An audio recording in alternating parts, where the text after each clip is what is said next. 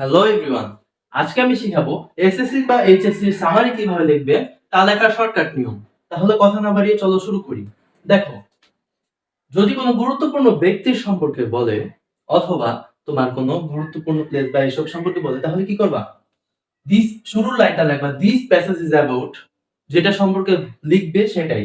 যদি তিনি কোনো ব্যক্তি হন তাহলে হি বা শি ওয়াজ বর্ন ইন, এখানে লিখবা জন্মস্থান এবং জন্মসাল।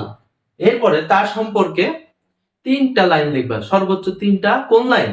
তোমার সে কোন স্কুলে পড়ছে এই টাইপের লাইনগুলো দরকার নেই। তুমি লিখবা কি, সামারি বলতে কি বোঝায় একদম ছোট করে নিয়ে আসা। তো তুমি লিখবা তার জীবনের অর্জনগুলা, সে কেন বিখ্যাত ছিল, তার ব্যক্তিত্ব সম্পর্কে লিখবা। একদম কি তিনি কি কি আবিষ্কার করেছেন, কি কি লিখেছেন, এই অর্জনগুলা লিখবা। এগুলা লেখা শেষ হইলে লিখবা দা অথবা দিস গ্রেট ম্যান অথবা ওম্যান হ্যাড ডাইড, মারা গিয়েছে কবে, তার মৃত্যু সালটা লিখবা। বুঝতে পারছো? এরপর লাস্টে লিখবা ফ্রম দিস প্যাসেজ, এই প্যাসেজ থেকে আমরা শিক্ষা পাই we can learn many things, আমরা অনেক কিছু শিক্ষা পাই ফর আওয়ার ফিউচার লাইফ, মানে আমাদের ভবিষ্যতের জীবন সম্পর্কে অনেক কিছু শিক্ষা পাই।